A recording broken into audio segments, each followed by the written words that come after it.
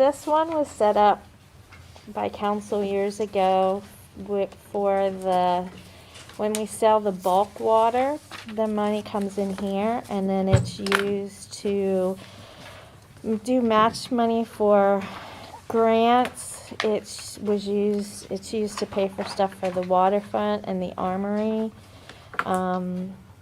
So basically, it's used to do anything that, if we have a grant. So it's pretty standard. There's nothing much that's gonna go on next year that's out of the ordinary, except for Dawn has a grant for the train station. That's the 82,000, and our match is 41,000. So, and then anything that we don't use, we just keep in this fund to use if we get another grant that we have to match, or anything else that we want to choose to pay for. So we purchased the subway property. That loan goes through here. The loan for the waterfront, the loan for the armory. So basically nothing is going on too out of the ordinary next year. It's pretty much standard stuff. I'd like to talk about adding something to that. Okay. As you know, our water authority doesn't have much money in our system for anything that we need to do. The bulk water sales and Danone funds, I think, should be allocated to the water authority for, we want to put a cover on the big spring, which is going to cost about $1 million or a little bit more. We've got some capital projects where our storage tanks need painted and upgraded, and for system maintenance and capital projects. And I don't believe we should be raising the rates that high for our customers, because we're selling the water we're getting from the spring, but it's going in the borough's account instead of the water authority's account. I think you ought to look at it for maybe 5 years, send a good percentage of that money to the water authority, let them do their capital projects, and we won't be in debt for another 20 years trying to pay those off. So everybody wants to see, I think, another reflecting pool in the spring down there, and that's one of the things we're striving to get done. So I want you to think about it, at least, that will keep us from going in debt so much. We're already in debt for the water and sewer, water treatment plant pretty good, and we could sure use the funds. And the water tower rebuild. Yeah, that's what I said, we're painting and refurbishing the water tower. Well, we've got the Corning water tower plus the one up on U Street there too. So think about it and give it some thought, because we could really use the help.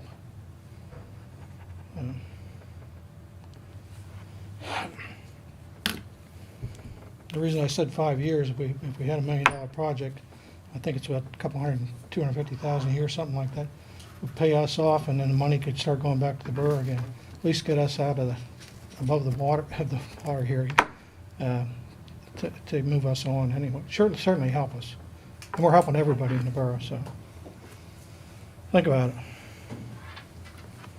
But was there any money left over from lawyer fees and stuff that we had contributed to? No, not right now, I don't think. Doug, you right? We don't have anything now. We may be asking for more. Yeah, So I think what was allocated is depleted, yeah. and we had an executive session, and there was discussion, but we're waiting for a reply. We're hoping that's going to be settled here shortly. At least we're thinking that way anyway, so. And at minimum cost to the borough, Yes, minimal. yes. So, What is the topic of the legal issues? I thought we were done with the former Coca-Cola issue. well, our issues with the water treatment plant, not with the water system. That's where our legal problems are. As far as the water system, I thought we're pretty good there. We signed our contracts with Niagara. We're getting funds from them. The price is up a little bit. You know, we can't get everything we want, but I don't know how much we could go into. There is a lawsuit. yeah. Well, that's on the water treatment plant. But as far as the water system with Niagara, we've signed new contracts, and we're getting additional funds that we were above Coca-Cola. And really, with the way it was written 30-some years ago or whatever, it's pretty hard to I have a get it question. changed. Yes. Go ahead, Janet. My question, Buddy, is I'm not quite clear. Are you asking for all the funds or a percentage of the funds for the bulk water to be completely turned over to the Water Authority and to completely revamp this for the next 5 years? I'm not clear what you're asking. Well, that's up to council to decide. We could use it all for 5 years and get a good percentage of that bill to get the the spring out there in the position so it looks like it did before, basically, and do upgrades around the spring out there. As you know, we presented, I think, a year or two ago. We come up with a sort of a design to improve that looks as you come into the borough there. We take all you'd give us, but we understand that there's money needed for other things, but anything would help. And like I said, we really don't want to raise the rates to the customers too much if we don't have to. Does that answer your question, Joanne? To some extent, I'm just looking this over, and there looks like some of these things that are commitments that we already have.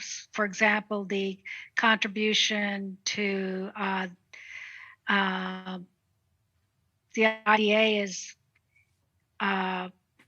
we can't move out, and a couple of the other things just with a quick look. So I think if this is what we're going to do, we're going to need to look at actually two different bulk water fund budgets to decide where we were going. One, the way that Lori has presented it, and a second with the alternative of what could be done to do what Buddy is asking. Correct. I mean, we do, as Lori mentioned at the beginning, we still have the loan that we're paying out of that for the armory, and then the remaining balance on the waterfront, that comes out as well.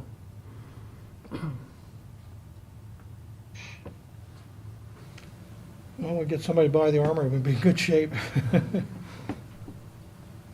Well, we'll have to step on the gas with the IDA. Yeah. That's what we have to do. Well, it's pretty. The IDA has a couple of projects now we're looking at, and the 200,000 that you gave us to work with as far as getting properties within the borough and rehabbing them and reselling them.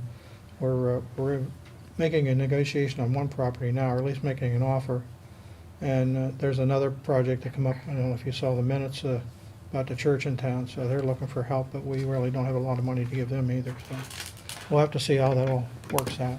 Well, you answered my question. How is the IDA doing with the seed Yeah. money that we allotted? We have a property in mind right now, just came up, and we're trying to make contact with the owner and make an offer, so.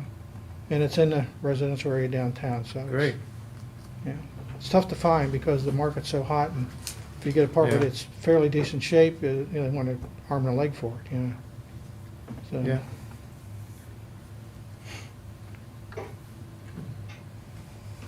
Okay, so the next one is parks. And that is the tax that we levy specifically for the parks. It's the maintenance of everything in the parks. So for next year, Matt had tree maintenance, which we do pretty much every year. And he said that they're gonna need a scag mower and a pickup truck. And then Dawn added lights for the new bridge and a camera for the gazebo. So to put all of that in,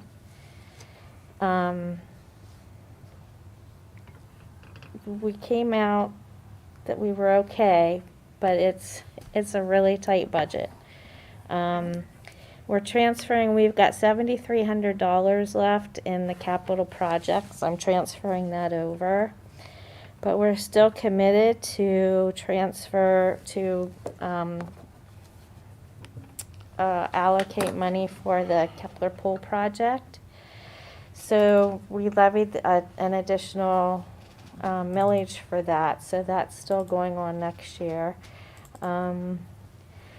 Once we have all of that done, I think it was a 4 or 5 year commitment.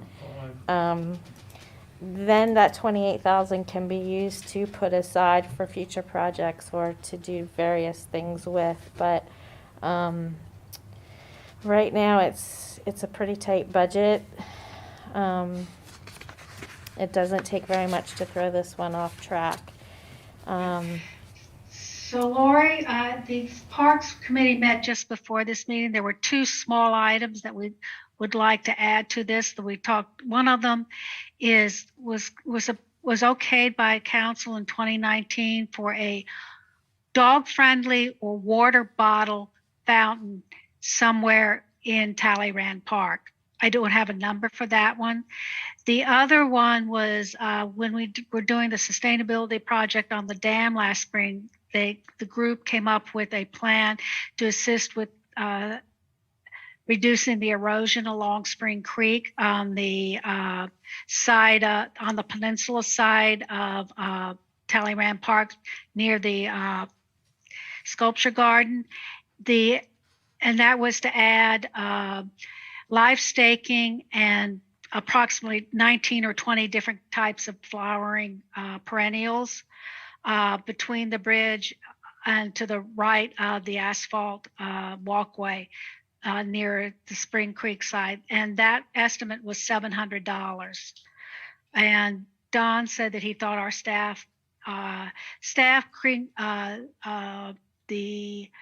in terms of personnel to work, it could either be our staff, it could be the garden club, and or the Clearwater Conservancy to help with the plantings. So that there wouldn't be an additional cost for the labor. Well, that's up to council. This budget, to make it work with everything in it, we're using $28,000 of reserves. So the park does not have much money. You're either gonna have to make a commitment to use those reserves, you're gonna have to make a commitment to remove something, or you're gonna have to increase taxes. So that's council's choice, but right now you're digging pretty deep into your reserves.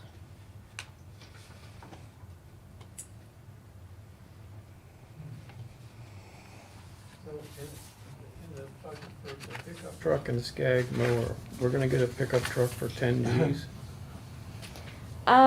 They usually go to the auctions, the state auctions, and get trucks, used ones. Skag mower, do we put that out to bid, or do we just They, buy it locally, or what do we do? we buy locally.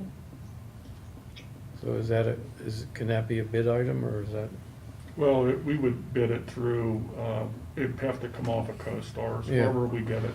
They would be, so essentially it would be bid, but not by us directly. And the mower with the blown engine, is it an antique?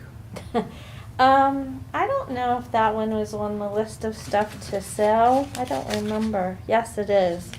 But I'm not predicting, that's in this year's budget because it just went up for sale. Yeah. I put in $2,000 because I don't really know. I just know Rodney was telling me, you know, he was talking to me one day and said they were in desperate need of another mower for next year. I mean, Along with that question, okay, do we still mow the, cemetery, no, Waterfront. the waterfront? Or yes.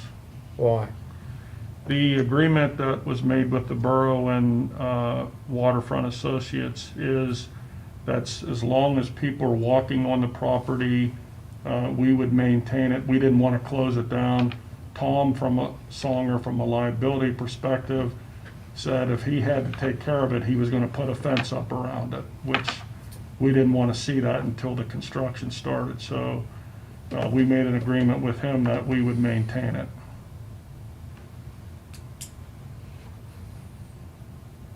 If council wants to reverse that, we can let them know. Yeah.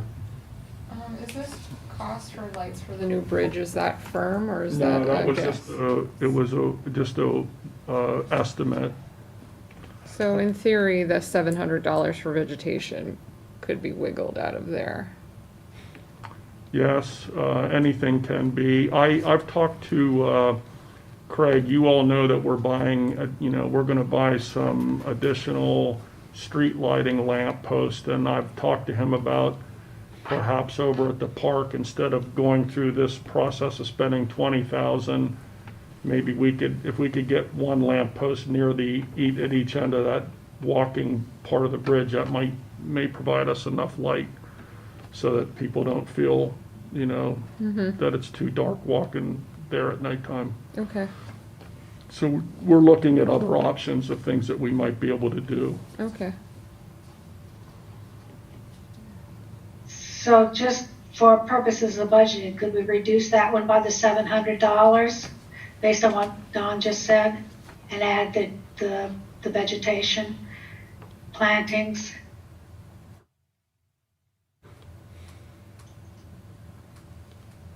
That's council's call, not mine. No, I'm asking Don. We're trying to save What was And not spend it. What number were you looking at, Joanne? I'm sorry.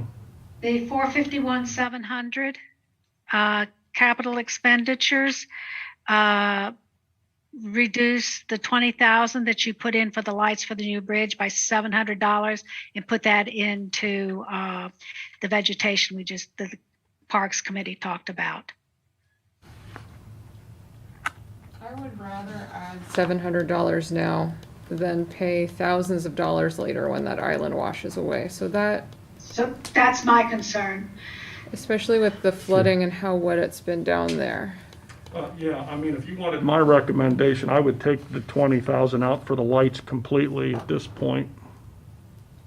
I would hold off on that, see what we can possibly do in the next year with the year or two with the lamp post. Wait till we get out of this Kepler pool and money that we've been setting aside in 2023. The 28,000 that we've been paying for that will be behind us. And then at that point, the parks budget may, as Lori said, may have some money to do some of these little additional things that you would like to see done. Lori, if that water fountain was approved in 2019, what happens? I mean, is that money gone because it was never used, or is that part of the reserves? I would have to go back and look to see if we overexpended the fund that year or not. If it was Okay. overexpended, it's gone. If it wasn't, it's in the reserves. Okay, thank you. And I'm gonna check on the fountain that we purchased, Melissa. I just, there's something that tells me that already has the capability, but I don't know for sure. Okay.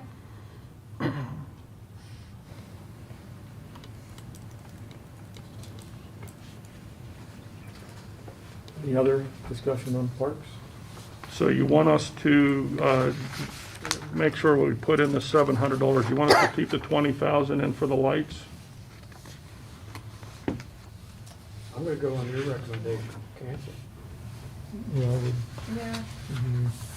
The other two items are the pickup truck and the skag mower for the parks crew, I think is more of a priority.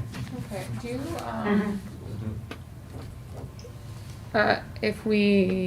do you think you'll get a number from Craig anytime soon that would be more solid than this number? Yeah, I could get him to work something up. I think it's a matter of, what we decide and what kind of lights, that we decide that we want.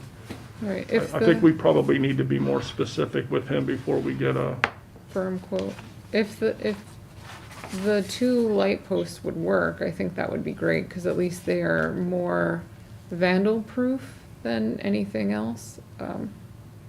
So, I'm I mean, curious. the suspension bridge is the same thing. We have a lamp post on each end of the Yeah. suspension. Now, the railroad bridge is a little bit longer, but, I mean, Okay, maybe we could even do what we did in town and put some of those spotlights, add those to the lamp posts, but we could do something. okay, thank you. Don, where's the power come for that, if you're gonna put lights in? That's the issue, that we'd have to run it. Okay. The building, the red building that we moved over there, that's gonna be the kayak museum, will run electricity from there over to the corner of the bridge. Okay. Well, I was just wondering if there's any preliminary work you could get done while you're doing that, topping that bridge to get Put ready some for solar putting lights lights in in. or something. Solar. Battery?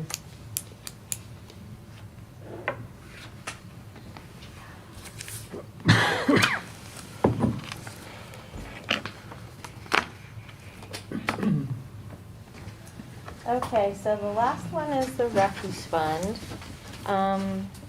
We levy a fee for the collection of refuse. We also levy the fee for the recycling, even though Center County Recycling and Refuse Authority collects that because they charge us, they do not charge the customer, so it's just simply a pass-through. So it is a balanced budget for next year. Matt's only request really was for some tools. So that was pretty easy to add.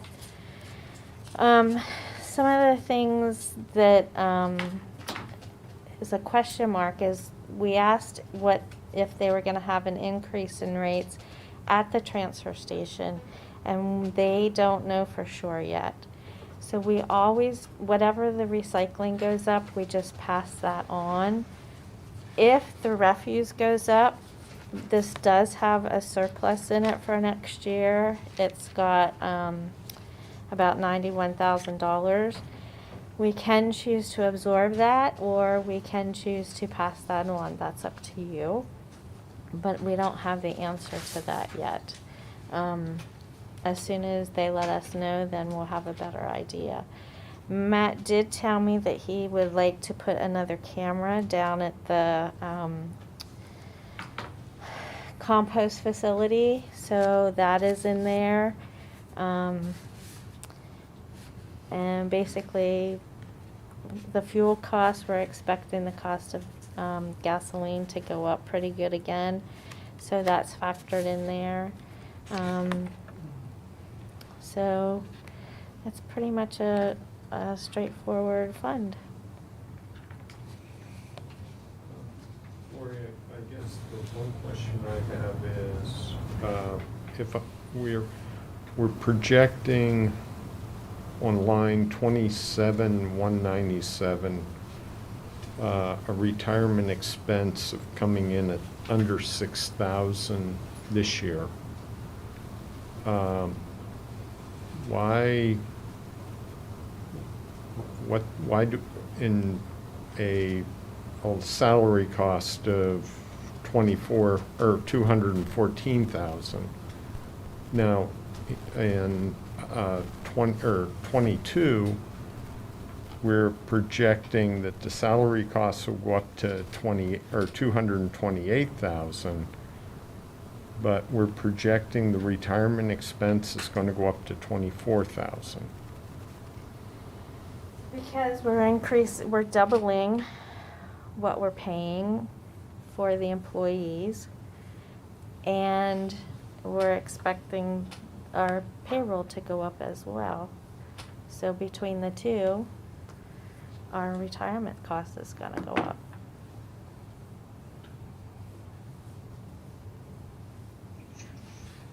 Well, if we're at 6,000 this year, we're under 6,000 this year for 214,000.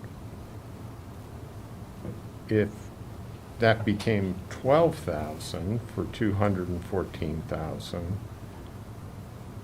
for 228,000, I wouldn't expect it to be 24,000. But we also don't know if we're gonna be covered with our Act 201 money either, 204 money next year either. That's a question mark still too. We've already got that Next year. next year. And we don't know what our money's gonna be next year. We don't get our revenue till September. Why are you assuming that the state will drastically change that program that they haven't changed for decades? Because I find it hard to believe that they're going to continue to give us money based on what our expenses. Sooner or later, it's gonna catch up to us. Okay.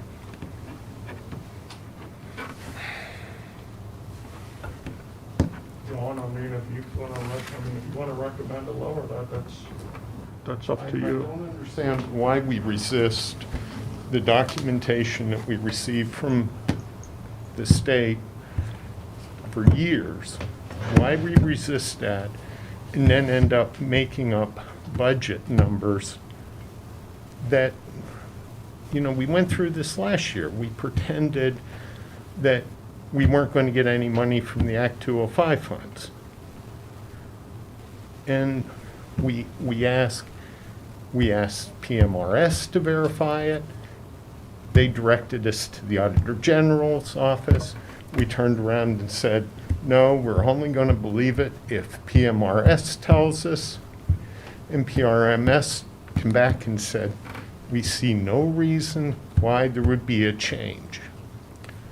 So this, I don't understand why we refuse to believe that that funding system, which we've used for decades, is going to magically disappear next year.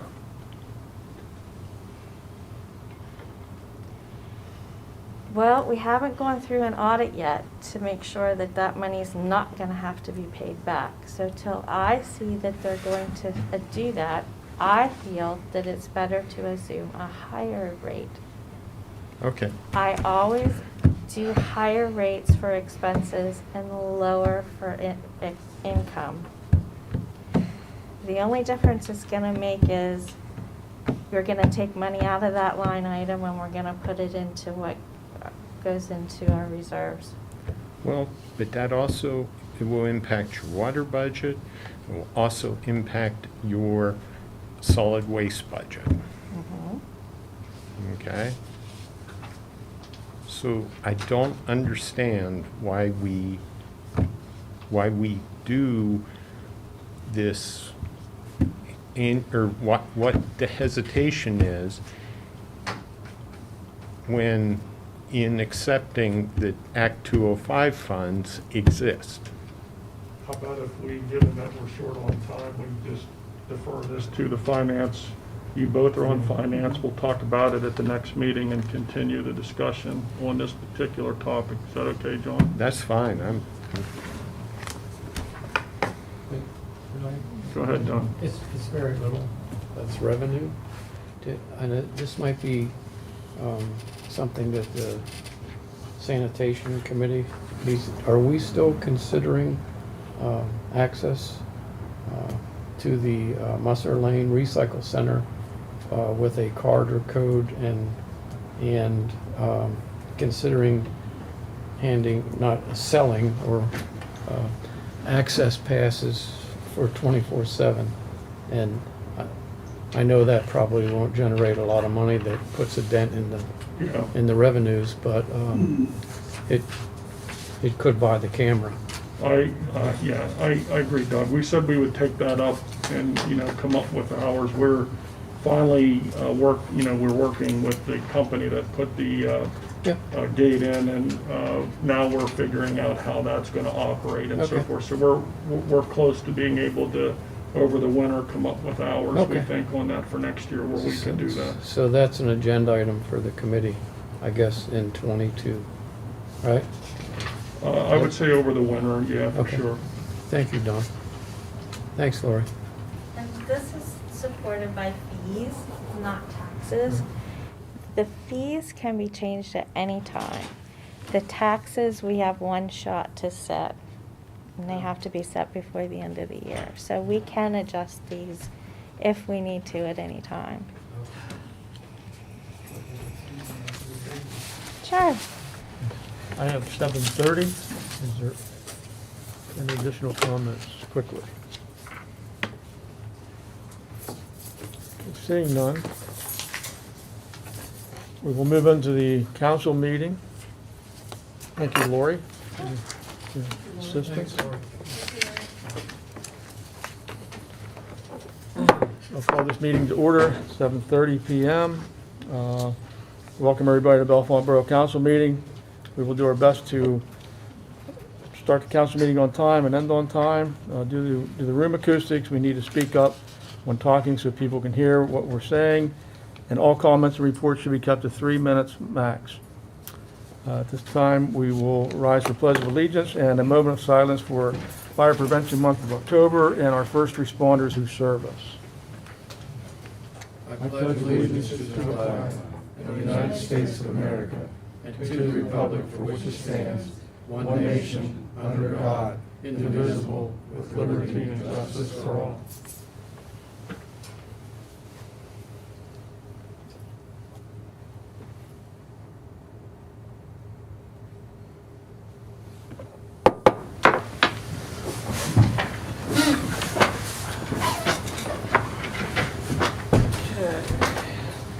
You want to do the roll call, please? Yes, Mr. Eaton, Here. Ms. Humboski. Present. Mr. Johnson, Present. Mr. Prendergast is excused, Mr. Halderman, Present. Ms. Costi-Vasey, I'm here. Ms. Cleaton. Here. Mr. Brockville. Here. Ms. Abbott. Here. And Mayor Wilson. Present.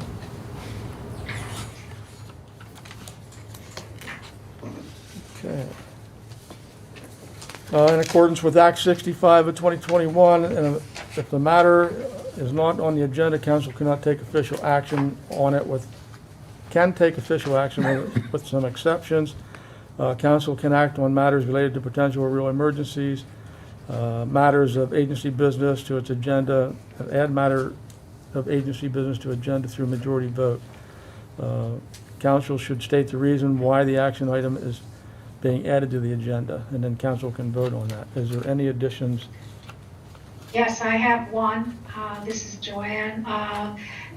We need, under Parks and Rec, we need a motion to repair the bridge between the Talleyrand Park extension and the sculpture garden, and it needs to be on tonight's agenda because of the weather, and we need to get it done before the end of the year. Okay. That's your motion? Yes. Okay, do I have a second? A second. Second by Mary Abbott. Motion by Joanne Tost-Vasey. Discussion? What's Seeing- wrong with it? Go ahead. What's wrong with the bridge? It had to be torn up, the wood was rotted. Okay.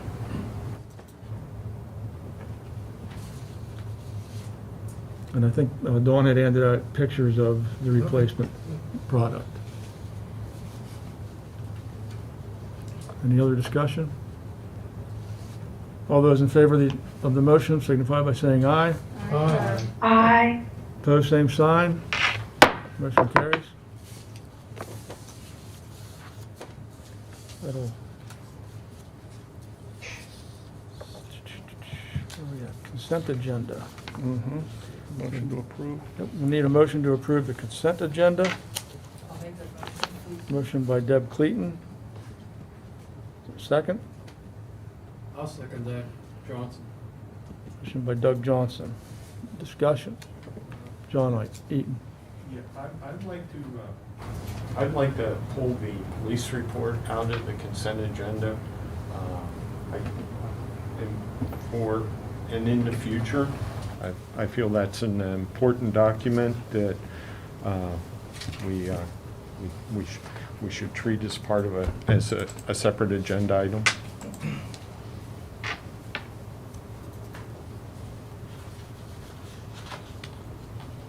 Is that a motion? Well, we just pull, if a request to pull, we pull it. Okay. Oh, Okay. Any other discussion?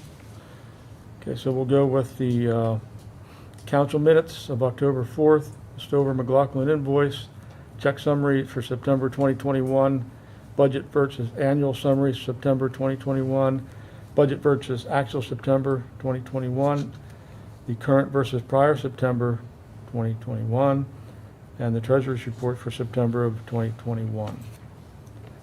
All those in favor signify by saying aye. Aye. Opposed, Aye. same sign. Motion carried. Okay, so that'll take us to the police report. I would like to make a motion that in the future, we treat the police report as a separate item on the agenda for the police, or the chief of police makes an effort to inform us, and I think that we ought to treat that as a separate agenda item on a monthly basis. So, Yeah, we have a motion to keep the police report separate from the consent agenda. Is there a second? I'll second that. Discussion? Can I ask what the reason is again? Why do you want to have it pulled? Well, it's the largest single item in our budget, and it also directly impacts the safety within our community. And the chief puts together a report monthly to inform us on council what he feels are the notable crime statistics, and also the events within town, and also with what's occurring with his police force.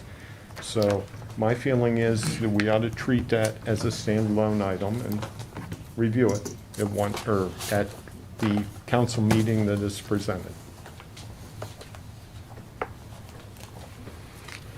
Okay, any other discussion? I'll just say that I agree with John. I normally don't, but this time I do.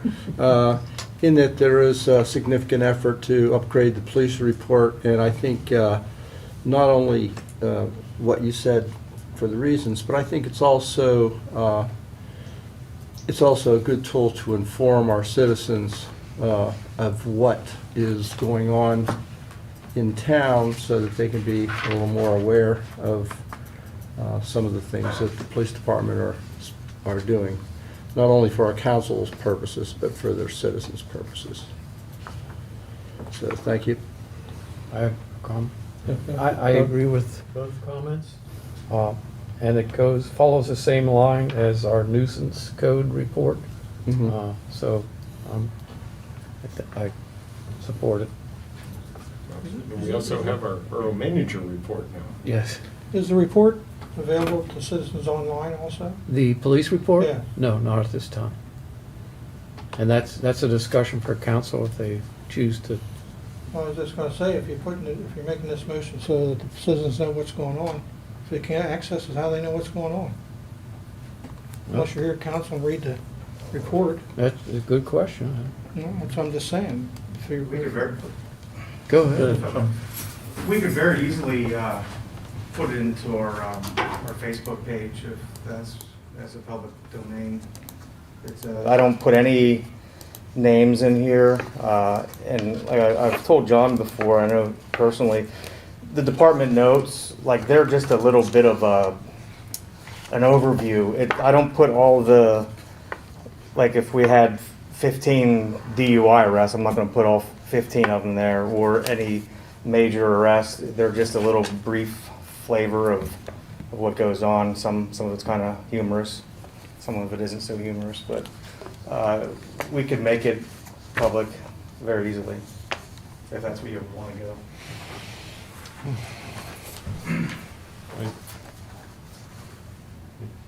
I think maybe we ought to think about that, discuss on the public aspect of it. You mean Well, on the website? Yes. Yeah, I don't think it would hurt to do it. It wouldn't take you too much time. But if there's an investigation going on, you know what you need to put Right, on. I know what not to put in here. You're right. Okay. I'm good with that. Give it a try. At least I know how the Omar window got broken out. Does that change the motion, or? are we I moving- think that's are a we- second motion. That's a motion to make it public. Well, we can't do that with this, under the current motion now. So. I think what we can do is finish this motion, and then somebody Right. could make a second motion to request Sean to put it on his police Facebook page. Okay. Any other discussion on the current motion?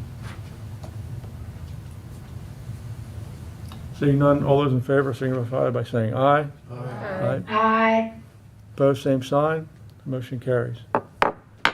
Sean, you want to give your report? That's what we did.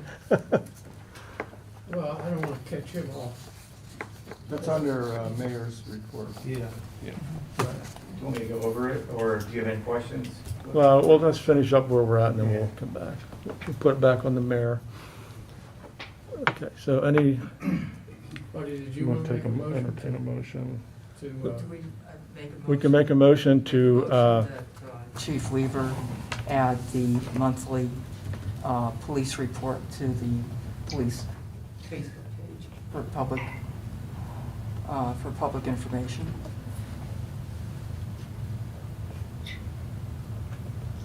Second. okay, so we have a motion and second to add the police report to their Facebook page. Any discussion?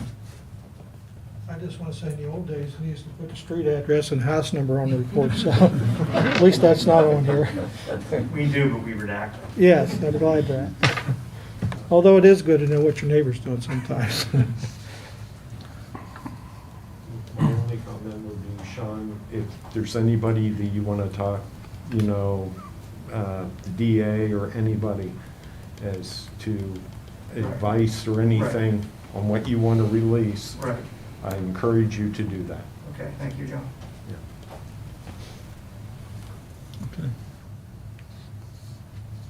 So, any other discussion? Seeing none, all those in favor of the motion signify by saying aye. Aye. Opposed, same sign. Motion carries.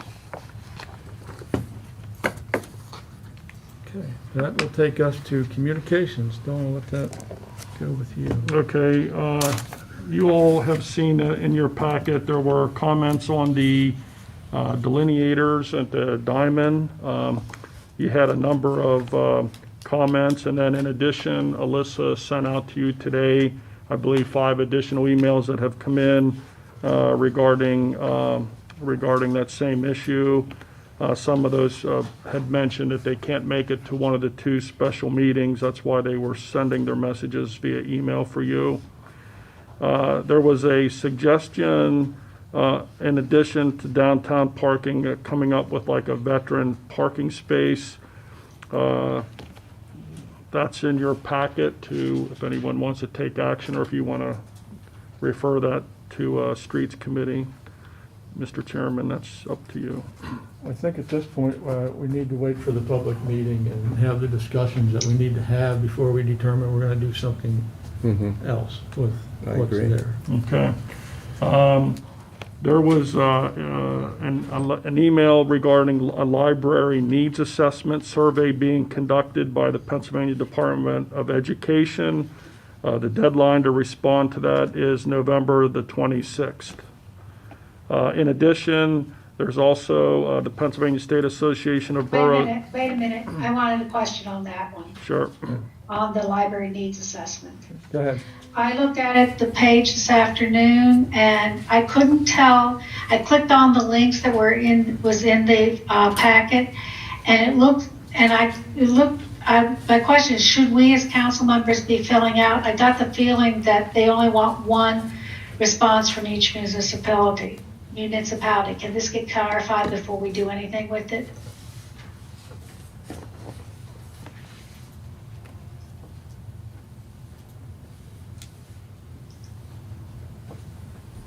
Yes, we can follow up on that, Joanne.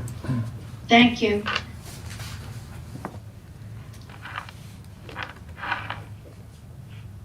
Any other questions?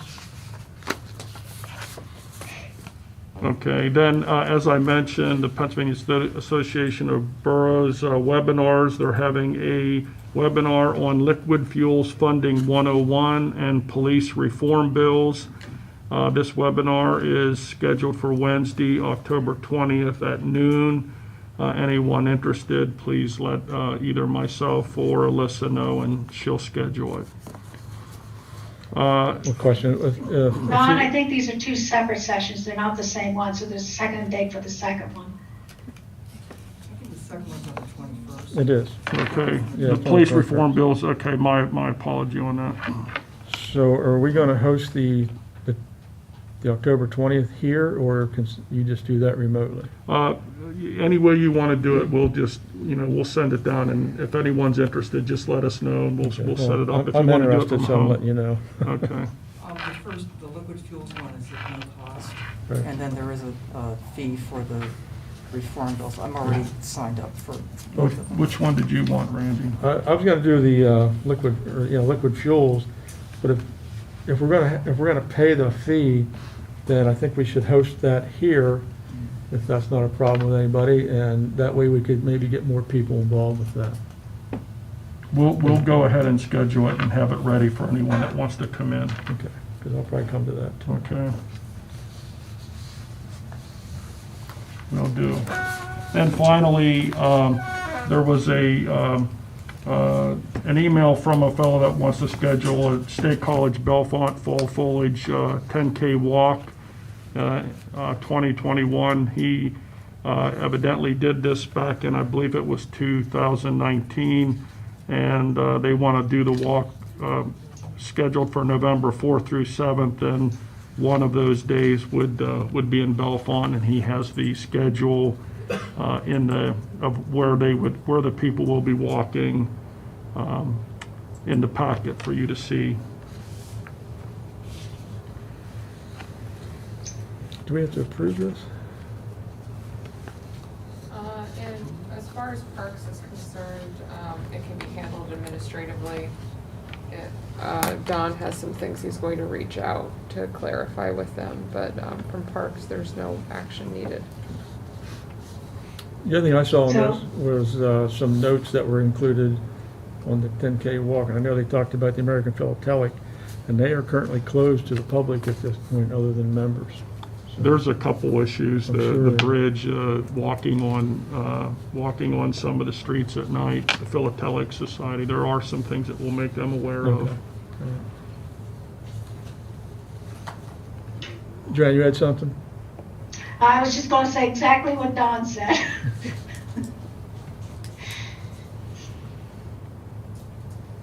That's all I have, Mr. President, Did for you- the, Actually, there's one more Communications. thing. There was a thing in the packet, cat correspondence regarding reduced services effective February 25th due to staffing yeah, I shortages. thought it was somewhere else here.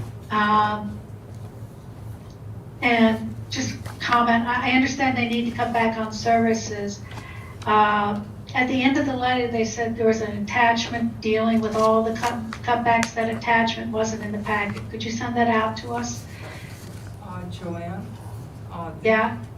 These changes will be in effect October 25th. And if you go Yes. go to the CATA website, there is a banner specifically addressing the reductions in services. The XB commuter route is still in service. They did hang on to that. What will impact the Bellefonte commuters is the reduced frequency of the HM bus from the mall into town. So people's schedules might have to be tweaked a little bit, but we still do have the XB commuter route and CATA Go and CATA Ride are still running. And all that information is on the website as of today on Canada. Do you have the website that you can give the public so they can go look at it? Yes, catabus.com.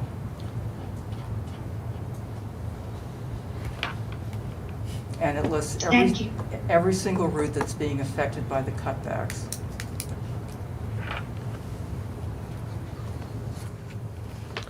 I'm not sure if they're cutbacks, they just don't have the people leaving, if people are leaving. They don't have enough drivers. Right. So they're cutting back service hours, and they are actually eliminating a couple of the smaller routes. Any other discussions on CATA?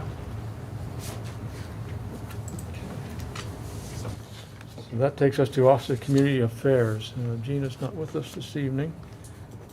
So Dawn, I'll put this on you. Okay, there was the Planning Commission agenda and the meeting minutes for October 11th, 2021 in your packet. There was no HAR board meeting The next HARB meeting is scheduled for, excuse me, August 26th, 2021 at 8:30 a.m. And I think that's it for zoning and planning.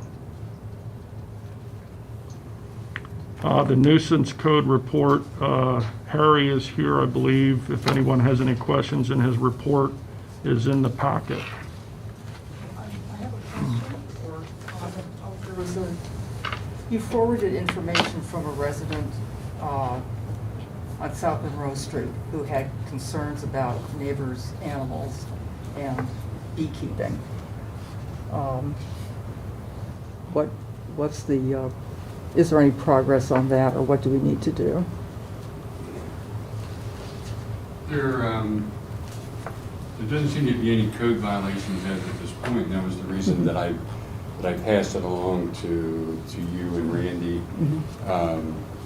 for you to know that it existed and know what the issue was, and you could decide whether you wanted to do something about it. Okay, because there is in the ordinances, 195.3, it's specifically about cats at large and nuisance behavior.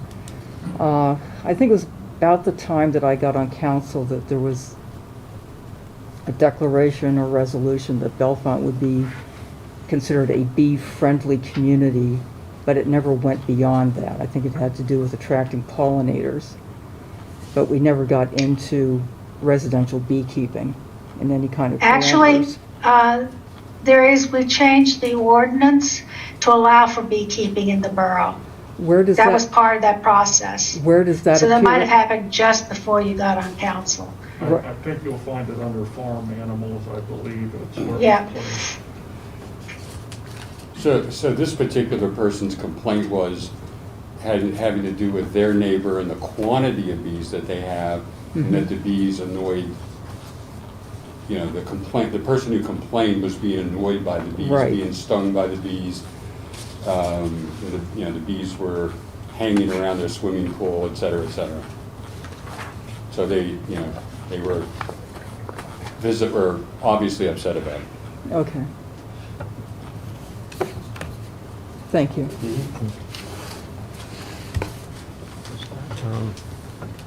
Harry? Yes, sir. Was it brought up at last council meet? I noticed on the website the house number. There was a notice about making sure your house number was visible. Was that brought up at the last council meeting? or- No, it wasn't. That's something that arose out of a discussion that Sean and I had. Okay. There was a reference to emergency services having some difficulty. Sean had expressed to me that some of his officers were having trouble locating addresses in the evening. Even in the daylight. And even in the daylight, some of them are hard to find. Okay. And there is an ordinance, and that's basically paraphrased the ordinance Okay. with what was put on the website. Okay, so just basically giving you an opportunity to remind people that information is on the website, the borough website. I believe it's on the Facebook page too. Okay. It's definitely for their own good. Yeah, I mean, if there's an emergency and they need to find the house, as Sean said, sometimes some of the buildings, even in the daytime, it's hard to find, where the address is located, or it's not, it doesn't contrast well with the paint that's on the house, and the numbers are hard to see, and they're not located in a very visible place. So, I wanted to inform people what the ordinance was, and then eventually when we get around to, possibly sending out letters to people to correct the issue. Okay. So I have a little bit of time. You do. Okay, thank you.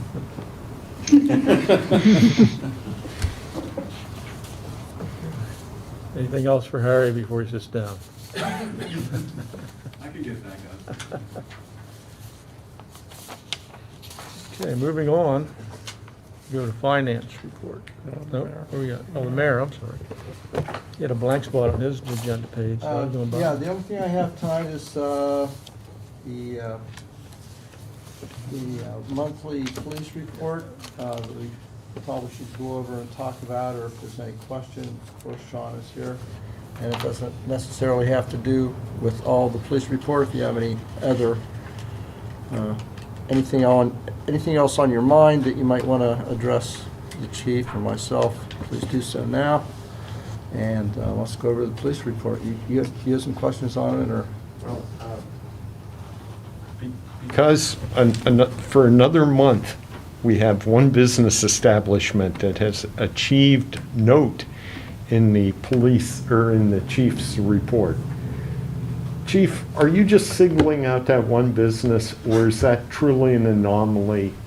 No, that, I just want to make sure that, no, it's of notable, it's a notable event when someone gets pushed through a bar window or through a big, if it would have been at the Dollar General, I would have put it in there. It's the same. Okay, it's just, it's been a running monthly event. Yes, it's a hot spot. Yeah. You should go there sometime. See for yourself. I have teeth on. They're not straight, but I have. Now, watch yourself. But I just wanted to make sure that I wasn't getting the misconception, because it's. It's not been, I mean, it's not been that bad. Comparing comparable years, we've had much worse. Okay, so you're saying it's not. It's not uncontrollable, no, it's getting better. it's Okay, part of the business, I guess. okay. They actually, they do call us whenever, one thing that they do well is they do call. We've met with them and informed the staff there that if they need to shut somebody off or they have any problem, they're called immediately. And they have been doing that, which is really good. They do shut people down when it's they're visibly intoxicated or that they think they have had too much to drink. They do shut them down, which is good. Okay. It's a good thing. Sean, if you don't mind, I know that you and I talked a little bit because I had some inquiries from some people about a week or so ago, maybe it was 2 weeks, where we had a large showing out in the evening of police cars stopping people. Okay. You might want to just explain why we did that and how Right. that program works. The Pennsylvania Attorney General's office, their Bureau of Narcotics Investigations out of State College, the State College Department office, has been very active in the last couple of years, especially in our little towns. Years past, they would focus more and more towards the center region, and the Drug Task Force Coordinator currently has been very responsive to our needs in the surrounding communities. I know that Mayor Wilson has given me information before where I was able to, shoot that information right to the top, and actually, we got immediate action within a couple of days. So a couple weeks ago, we performed a intensive, and I do think I put it in the police report, an intensive drug interdiction in Bellefonte, in the Spring Township area. And also, 2 weeks before that, we did one in Phillipsburg. We did not, it wasn't a checkpoint. It looked like a checkpoint, but it wasn't. And vehicles were followed and pulled over for certain violations of the vehicle code. And we were able to get, I think, 45 bags of heroin, and one DUI, and some moving violations. So, I mean, it wasn't, sometimes it's hit, or sometimes it's really missed. And this was kind of in the middle. It's about 23, there was, to expound on Mayor Wilson, there was 24 officers and extra officers in town that night. It was a police car in every corner. Yeah. I managed to go through the alleys, though. Sounds like an awful lot of heroin. That's, Yeah, so it's worth it, but it's a program that's mandated to do, is that Yeah, correct? it's- It's fully funded by the state. Yeah. If there's no other questions on the police report, I would like to announce that tomorrow is the 50th anniversary of the two Bellefonte police officers that were shot and one was killed on the Diamond here in town. So we're going to have a small ceremony tomorrow. Some of the family members, I know some are flying in from Texas. We're going to hold something pretty small, and we're going to have a little luncheon up here afterwards. You're more than welcome to come down. The memorial service is at 11 o'clock on the Diamond, if Yeah, anybody it's wants right by the to brownstone building where the plaque is commemorating. come down and join So you're us. more than welcome to stop down. You know, at the last, this was kind of put together, you know, we weren't sure if we were going to do anything or not. Last week, we really, you know, we thought we should do it, and my singer got COVID. So if anyone knows anybody, I'm serious, I know there's a little late notice, but I need someone to sing tomorrow. Tom Wilson. No, not Tom. What's not the the song? doo-wop. Is it do? Is it- No. But if you do, Tom, I didn't know if No, you could. I'm not really, Just a 2-minute song really is all I need. So if anybody would like to donate a couple minutes, appreciate it. Chief, I think you should mention it's Officer Seymour. Is that right? Yes, it was Ronald Seymour and Clarence Seaward Yes. were both shot. I just want to say, I just bought my house 50 years ago this year. A week before that shooting happened, I was out front in my front yard raking leaves, and I heard all the sirens, and we couldn't figure out what was going on, but sad day. So it was. I'm glad you're doing something. Anything else? Just to touch on, something come up at the last meeting with the fire marshal that our Fire Chief Gary Lohr had been looking into. You were going to look into that? Yeah, I did not get a chance to look into that. I apologize. Okay. I thought I'd catch you now while you're up there Yeah. instead of bringing you back. Thanks. Yep. Thank you, Chief. Anything else, Mayor? No, thank you, Randy. All right. Joanne? No report. Make it go fast. All right. Building and property. Frank? I really don't have a report. We have a meeting scheduled for the 27th at 6 p.m. To review this enterprise lease, and I talked to Ralph before he left, and I'm going to try and get with him so he can bring me up to speed on that before we have the meeting, so I know what's going on there, so. But we have some information from them. I'll forward to you what we okay. have. Okay, very good. Yeah, that's all I have. Any questions of building and property? Seeing none, we'll move to finance and government performance. Deb Clayton. Okay, in your packet is a copy of the meeting minutes from our committee meeting held on October 12th. We're looking at approximately 10% increase in health insurance premiums for 2022. And the committee and staff are looking at creating an LERTA, this Local Economic Revitalization Tax Assistance program for Bellefonte. And this is to promote revitalization of deteriorated properties to increase the tax base. There's anywhere from a 5 to 10 year abatement period for the property owners. It depends on what we want to put into our ordinance. We're trying to draft an ordinance that would be more appropriate for the needs of Bellefonte. And the two other taxing bodies, Center County and the school district, would need to be on board with our proposal since it affects all of the taxing agencies. Ralph did forward us a draft copy that we'll be looking at the next Finance Committee meeting before presenting to council. Are there any questions about the notes?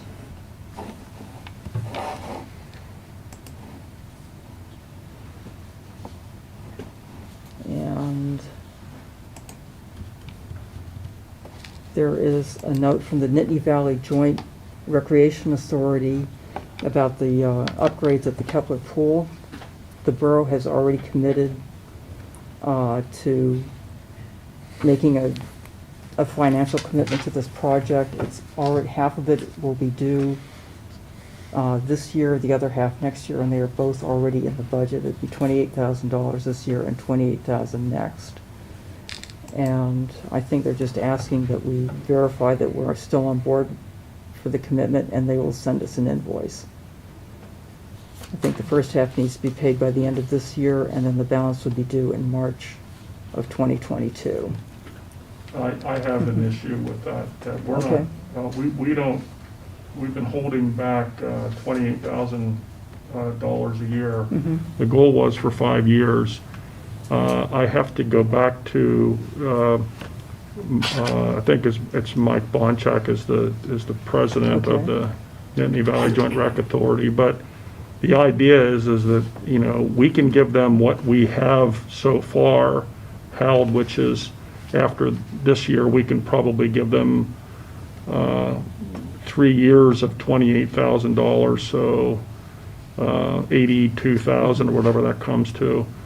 We can provide them, but the next 2 years we won't have yet. And I think the idea is that they were supposed to go out and borrow the matching funds, and then we would pay them back once our commitment was in. That was, I think, how we stipulated it, but I'll have to go back and look at the agreement. But at any rate, when I saw that letter, I said, we can't comply with that. We're not gonna have the money yet, Okay. at least the funds for 22 and 23. Is this something that should go on to the Finance Committee for We can further talk about it at discussion? finance, but I wanna get clarification from them that they're actually gonna borrow the match like they were. So yeah, here on the agenda, it says we may approve a payment, so what I'd like to do is table this until after the Finance Committee reviews it and Don gets additional information from the program. Okay, and the Finance Committee is meeting on, Can I get a second to the motion? sorry, I'll second. On Eaton seconds. And no discussion, we'll just vote on the motion. All those in favor of tabling, signify by saying aye. Aye. Opposed, same Aye. sign. Motion carries.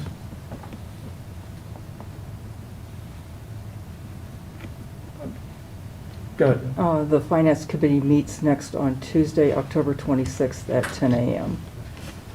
And that's my report. Thank you.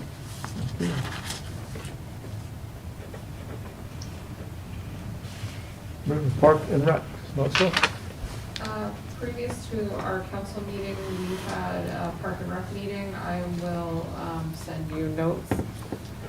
For right now, I would like a motion to pay for the stamped concrete repair work to the bridge behind the big spring between the figure 8 and the sculpture garden, and to gather those funds from the general fund.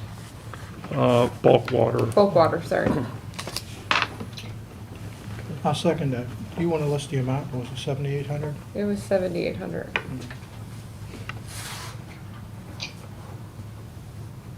Pictures are at the table if you'd like to see what. The other, just in addition to what Melissa said, we did get quotes for just the wood replacement. That was $9,800. And then we also, Joanne had asked that we looked at the Amera fiberglass board like we used at the railroad bridge. And that was about 20% higher than the wood. So the stamped concrete probably is financially the best way to go and probably will last the longest. And just FYI, committee looked at the different colors, and the one we preferred is the picture at the top, the gray colored one.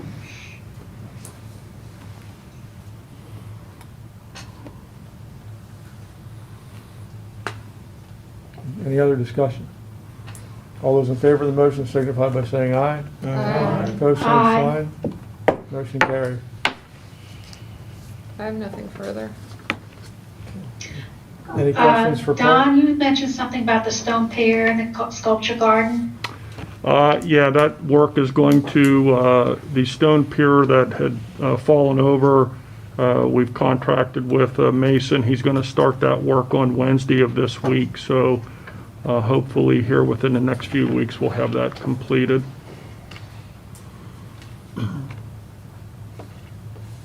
Any other questions of Parks? Okay, seeing none, we'll move to Human Resources. John? Okay.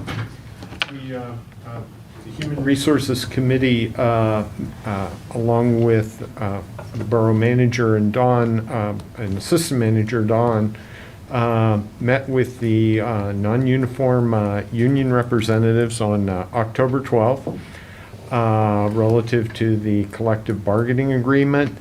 A tentative agreement was reached with the union. They've taken those terms back to their membership, and we're waiting to see whether or not they've been approved. I'm working, I'll have probably the document, a draft document finalized maybe by Wednesday of this week to distribute to both the committee and the union at the same time, just to review. Okay, so it'll probably be a week after that, you think, Dawn? Yeah. Okay, okay. So, once once the union accepts, then we'll bring it back to council. The vacancies we have relative to the authorities, boards, and commissions, those staff vacancies will be listed on the borough's website, and we are encouraging all interested citizens to complete a volunteer application, unless you already have one on file, and send them into council before the second meeting in December. And finally, have all the council members received the borough manager and chief of police employee evaluation forms? When did you send that? I sent that on Friday, wasn't it? Friday. I didn't come across it yet. Okay. I'll I look. will double check to make sure that you received yours, Doug? Yes, I got one. Okay. So, and in the meantime, the chief and the borough manager have started their self-reports, and they have agreed to deliver them by the second meeting in November. So the committee of elected officers will then compile those reports along with the council members' evaluations, and start the review process with the chief of police and the borough manager. So that's all I have. So to follow up on what John just said, is that when you finish your reports, email them to me, and we'd like to have them by November 15th, which is the same day that the chief of police and the borough manager have agreed to get them to me. Then I will compile them, and then we'll set up the meeting after that. And you, the elected officers, will come, they will develop a schedule with the chief of police and the borough manager to complete the review process. Correct? Correct. Okay. Okay, that's it. I'm done. All right, any questions of human resources? Seeing none, move to safety. The Work Safety Committee meeting held on October 13th. And there's fire exec meeting minutes from September 23rd also in the packet. So there's meetings of both the safety committee and the fire exec meeting. That's just a draft. And then there is a fire exec meeting this month on 10/28. This will be meeting about the budget. And that's all I have for safety. I do want to thank Julie for your comments back concerning in the minutes. Any questions? Okay. Seeing none, we'll move to water and refuge. Okay. As Mr. Eaton said, we do have an opening on the Water Authority coming up January 1st of 2022. We have 2 applicants so far, and like Mr. Eden said, we encourage all of our citizens to check the borough website for openings within the borough. The other, you also have in your packet the authority meeting minutes. If you have any questions, I'll make an effort to answer them. The big announcement is the Big Spring cover design ideas. We've been bouncing these around for a little bit. At the authority's next regularly scheduled meeting, which is on Tuesday, November 2nd at 6 p.m. In council chambers. Masks are required. We'll take public comments on designs for the new cover over the Big Spring. The authority is tasked with developing a design that is economical, attractive, and passes all the DEP permitting requirements for safe drinking water. If you can't attend the meeting, comments will be received through the month of November. So send them in. Yes, sir. Have those designs been posted? They have not, John, because There really aren't any. Yeah. This is Buckhart Horn's initial kickoff meeting. Yeah. Okay. So this is just to gather information. At this point, anybody can come in, tell them what you want to see, anything that you want to see about it so that they can begin that process of Okay. developing a couple different design options. We hope to have a full house Okay, with ideas. okay. It'll be election night, you know. Yes, we're aware of that. Vote early. Yeah, that's a good point. And often. Oh, now why would you say that? Any other questions? The other thing, I think the leaf truck started gathering today. Yeah, I saw it go by my place. Yeah, me too. I don't have any leaves, but Well, they're out there, I can tell you that. And I will remind residents, the leaves are supposed to be put on the property that's between the sidewalk and the curb, not out in the street. You're clogging the storm drains, and it's an unsafe condition for automobiles. When leaves get wet, they're just like ice. If a motorcyclist come by, it's just like driving on ice. So if you get a note from our nuisance code person, you've been forewarned. Do not put leaves on the street. Put them in the right-of-way between the sidewalk and the curb. May I interject with something? Sure. If you don't have if you don't have a space between the road and your walk, and you do have we don't have alleys, what do we call lanes? If you have a lane out back, put them out in the back. And because the leaf truck will go down the lanes, like Cherry Lane and all that. Church Lane. And the leaf truck, gathering truck routinely follows the same schedule that your refuge pickup is. So if you have Tuesday morning or Tuesday refuge pickup, the truck will usually come by Tuesday afternoon for the leaf pickup. What about us residents of Lamb Street that have no right-of-way and no alley? Isn't there an alley behind your house? There is one behind mine, but not across my neighbor's. Oh, yeah. All the properties don't go all the way back to the alley. Yeah, right. In Put it some as close to the instances, you sidewalk gotta and put them off as the close to the sidewalk as possible. Pine trees? What's happening, Melissa, is folks just maliciously put them out on the street. I know, And we're trying to avoid that safety hazard. I know, but my neighbors don't have a choice.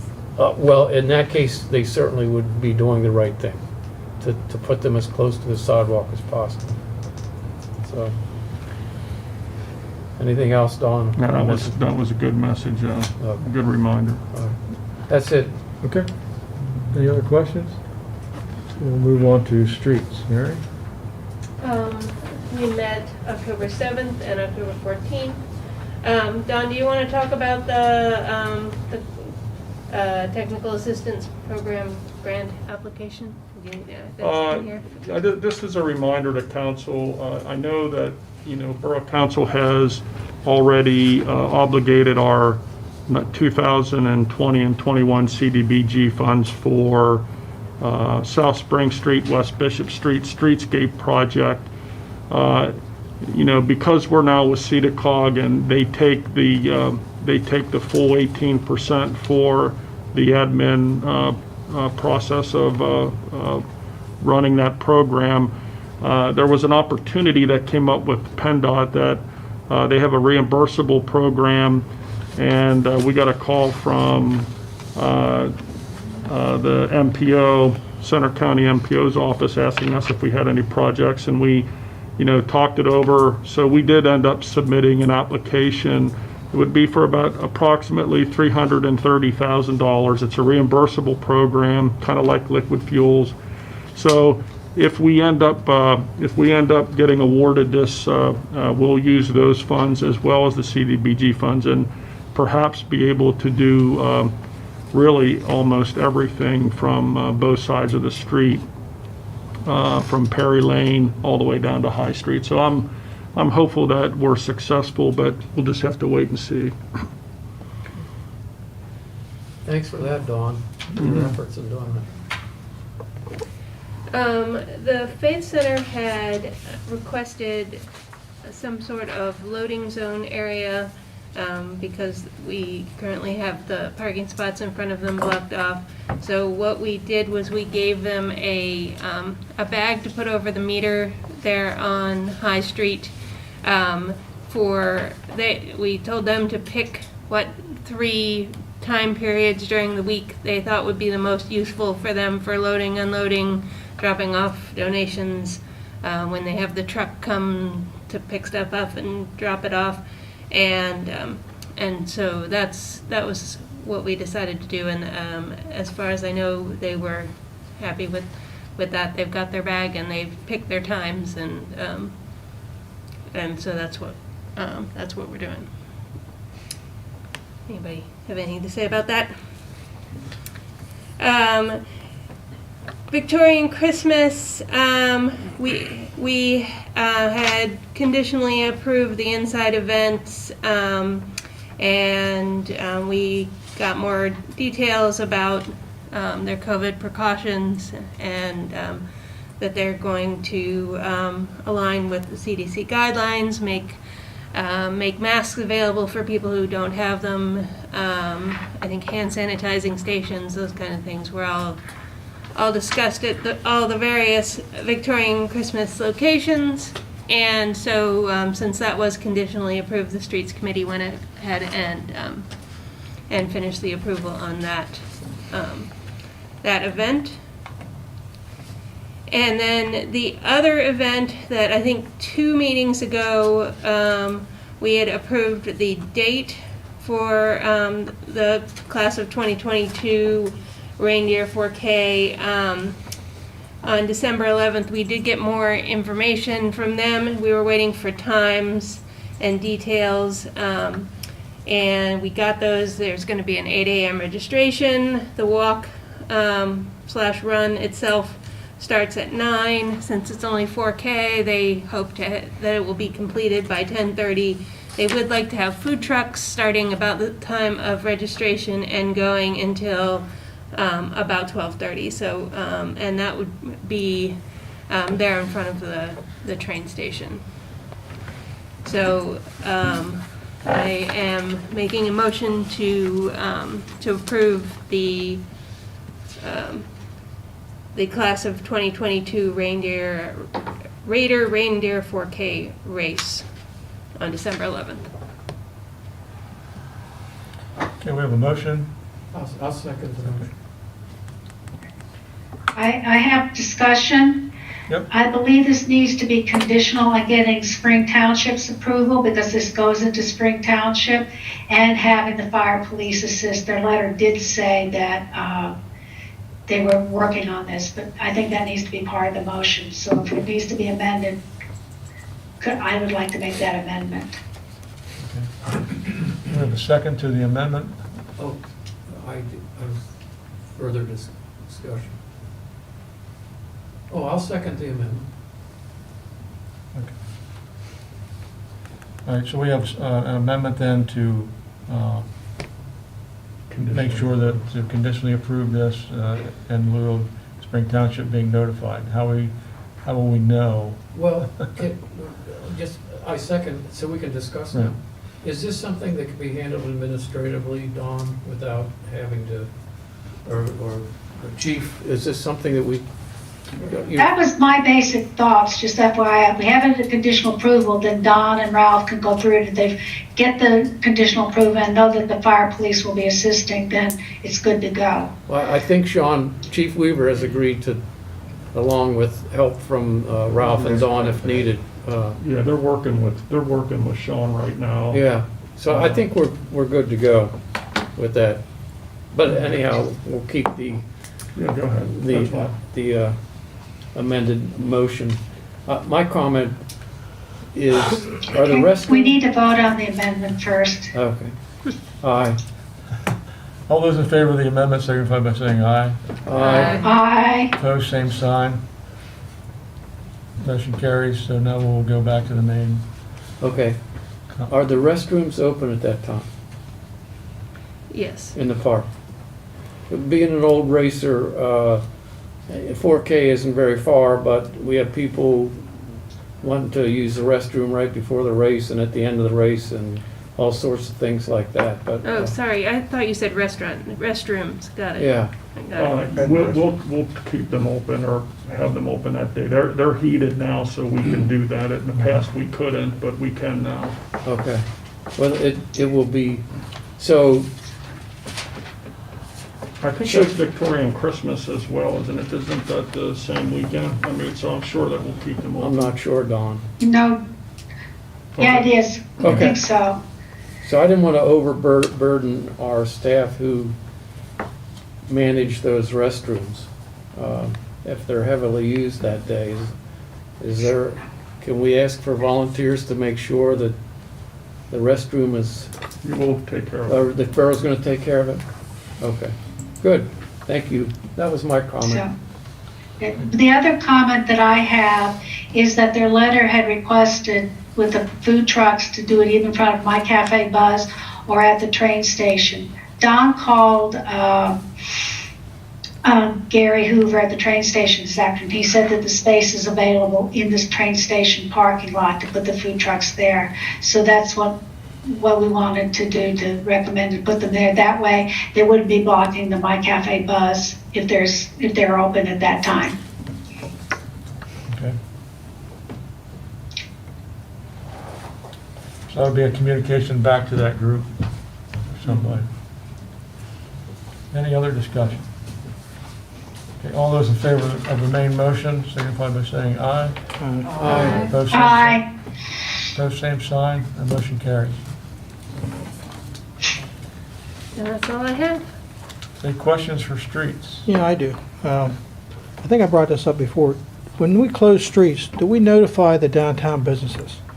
And if we do, how do we do it? And if we don't, why don't we do it? I'll give you the example. I was down getting a haircut downtown last week, and they closed all the parking spaces off on Allegheny Street for the homecoming parade, I think it was.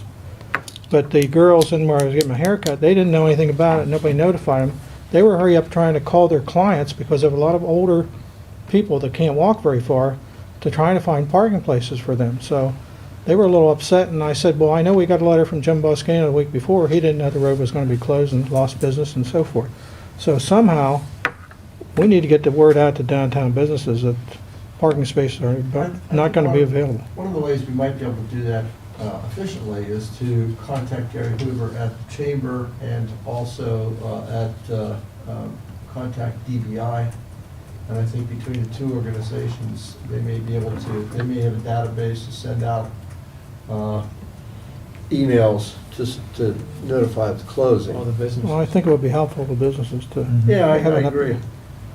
So, anyway, the other thing I wanted to ask a question about, I hadn't been downtown, I don't think a night since the pylons were put up, but anyway, I was going through town the other day towards Bishop Street in the dark, And as I was going by where the bump outs are, I happened, it just hit me, it's like right at the second.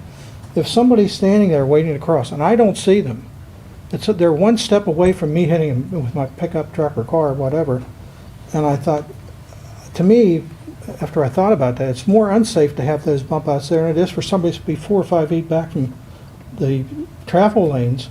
And my neighbor said the same thing to me the other day. She stopped me, she said, asked me about the pylons. And anyway, she said when she went downtown, she said, I was more focused on the pylons than I was for the pedestrian area. She said, I might not have even seen anybody. So I'm just saying this is another thing to look at with these temporary or possibly permanent pylons there, because it's still a safety item, I think. I don't think we got rid of it. Anyway, that's all I had. Thank you very much. As far as the delineators go, they're not permanent. I know that now. Okay. Well, I did get comments from one of my neighbors, similar along the lines. I think the number of the verticals and the very good reflective material, especially when headlights hit them, have become, are a bit overwhelming. And my neighbor asked, would it be possible if maybe we removed every other one of the verticals? It was just a comment from a neighbor. Would that have to go through PennDOT? I'd have to go back, we'd have to go back and look at the permit, Joanne, and see what the permit required. Would that be just at the bump outs? Yeah, Okay. yeah. That's what they indicated to me, Randy. But after I explained to my neighbor what you were attempting to do with the bump outs, and that they were to outline where the curbs would be, they were like, oh, now I understand. They were thinking the verticals and all the white markers were the permanent plan. So there is hope.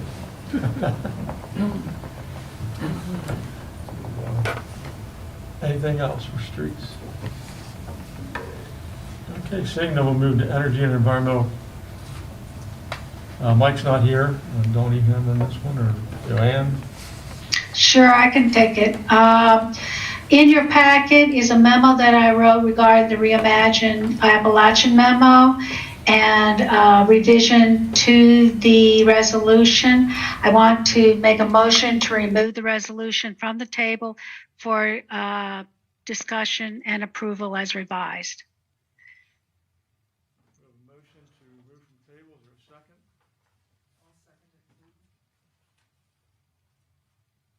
Does that require a vote? Yeah, okay. All those in favor, signify by saying aye. Aye. Opposed, same sign. Motion carries. So just real quickly, after the last meeting, I took notes. Well, this was 2 meetings ago, actually. I took notes of what the questions and concerns were about the resolution. I then went back to the individuals who had sent it to us, asked several questions. And in the memo, you see the response to their questions and what additional information I found based on what they said and what I could find out about the Appalachian Regional Commission.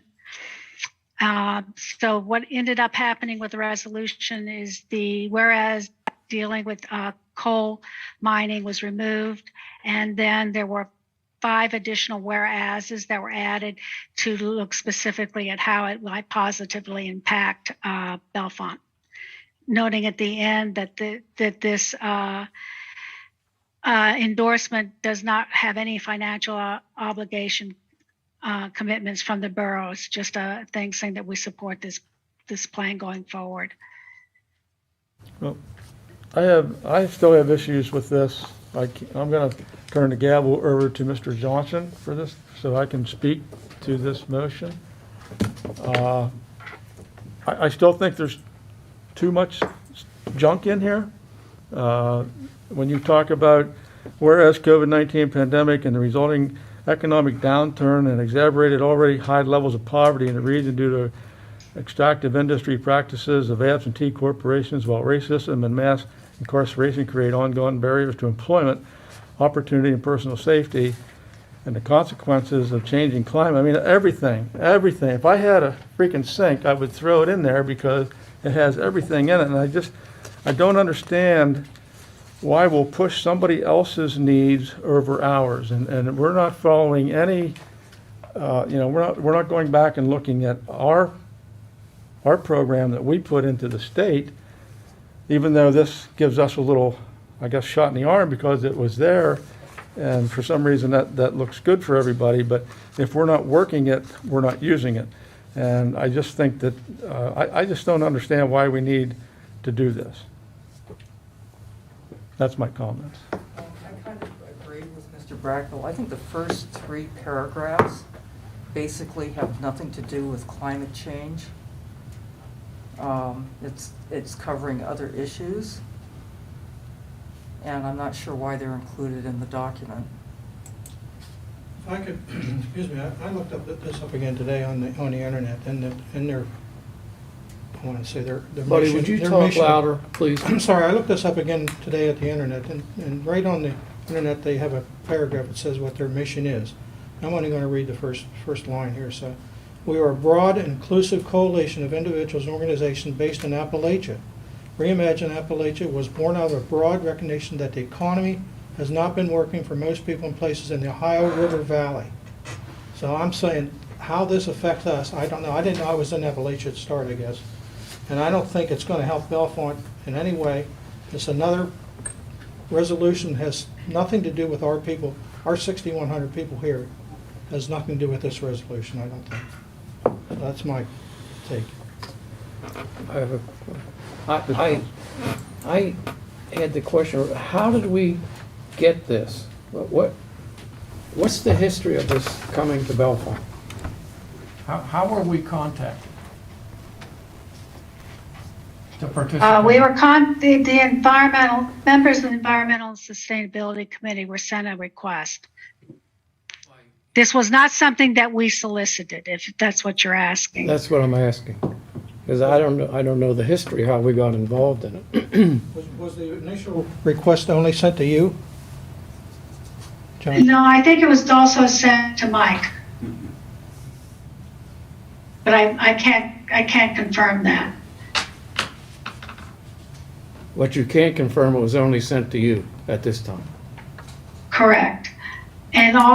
And you know, this is up to council. I tried to, based on what you all had concerns about, questions, I did redo the resolution. If you believe like the first 3 whereases shouldn't be there, we could have a motion to strike and do whatever you want. But I'm willing to work with that, whatever you all have. I'm not wedded to what the words are here. I think if I am concerned about climate change and trying to make sure that our infrastructure, we have some assistance, and I think the funding and the supporting this initiative would be helpful. But if you think that parts of this is inappropriate or not apropos to the borough, I'm fine with that.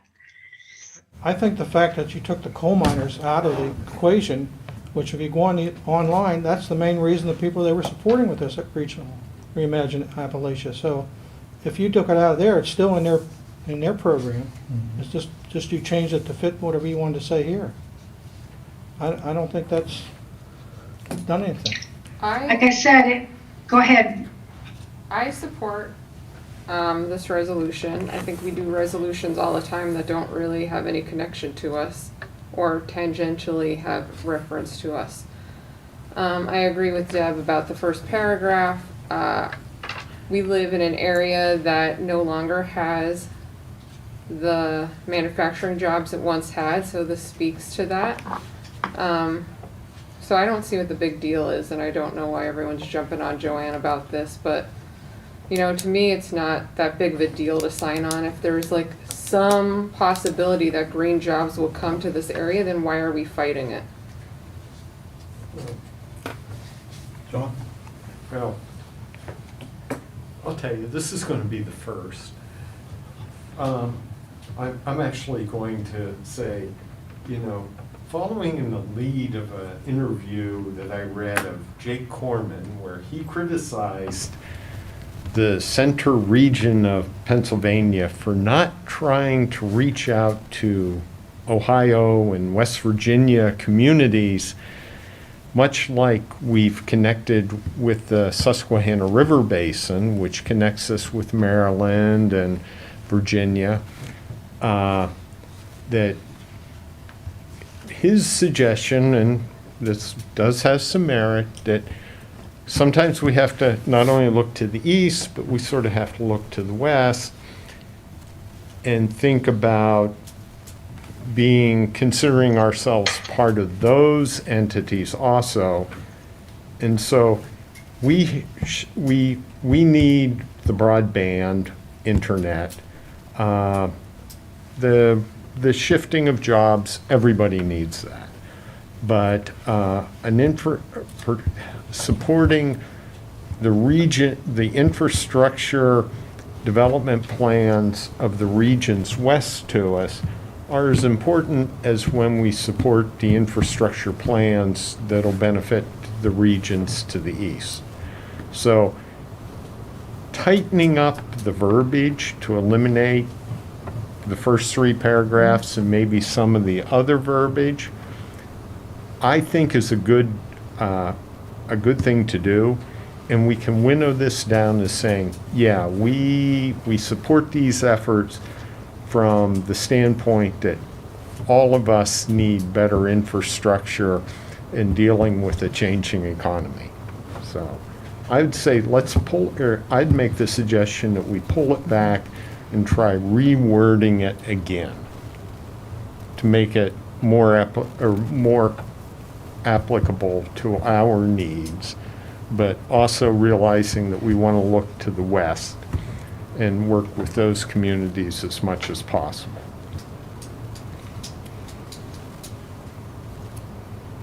Any other discussion? Okay. Currently, the motion is to approve this resolution number We have a motion. We have a Sure they motion. Yeah, should. yeah. Joanne made the motion, John I think seconded. Deb seconded, I think. John. I missed it. I was reading something, I guess. Thank you. Or didn't you? I'm sorry. I made the motion and Deb seconded it. I thought that was to take it off the table. That was to take it off the That's right. table. No, the motion was to take it off the table and move to discussion and passage, so it was a combined motion. All right. Okay, so that's where we are. So Mhm. any further discussion? Roll call vote. Well, if John wants to change the wording, we shouldn't even vote it, put it back on the table again, so let's reword it. Yeah, it needs to be revised. That's what they want. Yeah, can we table it again? I think that's what you want to do. You're not happy with. Yes, you can. Okay. You agree, you okay with taking another shot at rewording it, Joanne? Yeah, but I'd like somebody else to work with it instead of having just me doing it. Well, isn't that what the environmental committee is supposed to be doing? They can do it. Yes.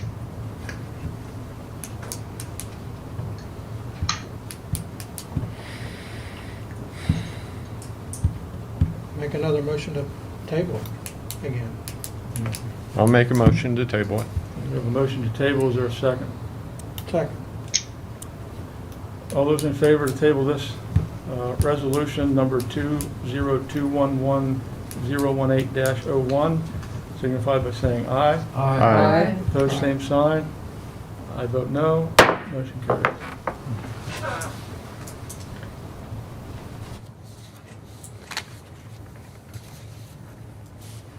Okay. Anything else under energy and environment? Seeing none, we'll move. I don't have anything. Okay, we'll I don't move. have anything. All right, thank you. We'll move to special committee reports. It looks like Ralph attended Board of Directors meeting October 7th in Erie, PA, the Pennsylvania State Association of Boroughs. I attended the directors meeting of the PSAB on October 8th by phone, which was very difficult. A lot of cutoffs and stuff. And then Ralph was also there for the entire weekend of from October 8th through the 10th. And then we had an ad hoc committee with the consideration of leadership council, of rotating leadership council president and officer positions. We met with representatives of college and Patton Township, can't read my own writing, or supervisors, one from each area, along with myself, Joanne Testavasi, and Doug Johnson. I thought it was a good meeting. I think what we came away from with that meeting, we talked about a 2-year and we talked about a 1-year. And I have to agree that I think the 1-year rotation would probably work better in Bellefonte than a 2-year rotation.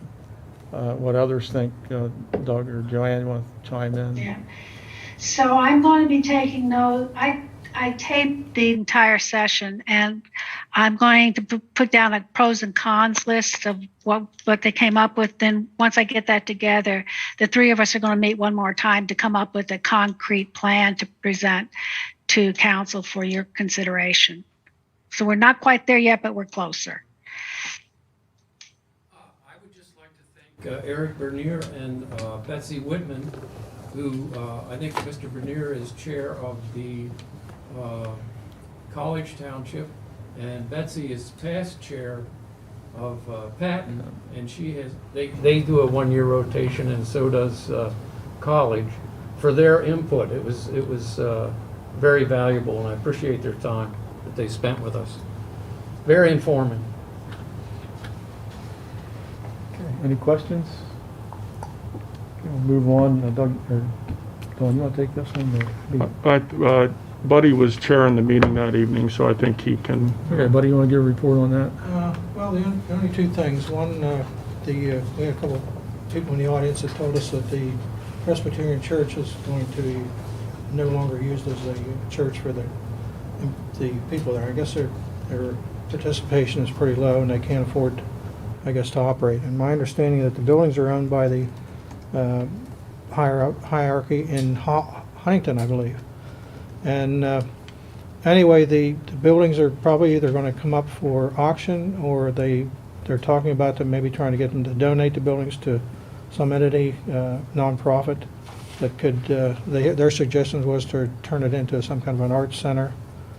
So, but the big problem is that the building on the right, as you're looking down Howard Street, apparently the stone siding is falling off the building. Apparently it was attached to the wood timbers by iron pins or something. They've either deteriorated or rusted and fell off, and they had an estimate about a year ago it was going to cost about $1 million to fix it. So whatever or whoever gets that building, it sounds like it's a bad situation. So it's going to take a lot to try and save those buildings.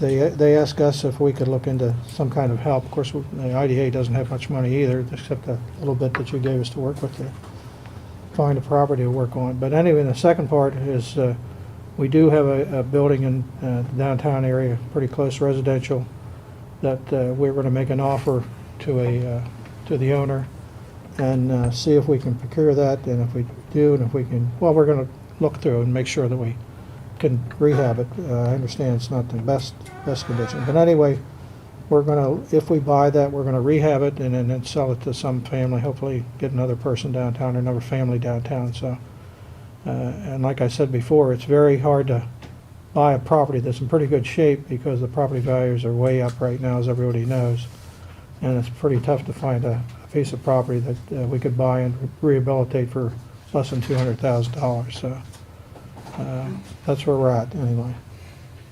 So I can follow up with what Buddy just said. Besides Beta, Bellefonte Historic Preservation Foundation, BHCA, and HBI are working on a possible proposal regarding this property submit to the Church Presbytery for a nonprofit center. We don't know where it's going to go yet. They've just started the work on it. It's hopefully will be done within the next 3 to 4 weeks, and then we'll know what might be happening after that. The Church Presbytery is very interested in keeping it as a community center, so we would like to work with them if at all possible. I think they said they're deadline is the end of November to make a decision, I think? To get I what- think so. what to do with the building?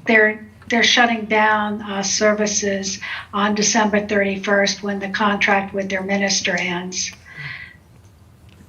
So they basically would have December to make a decision as to what they're going to do with the building, whether it will be a donation or will be going out for auction.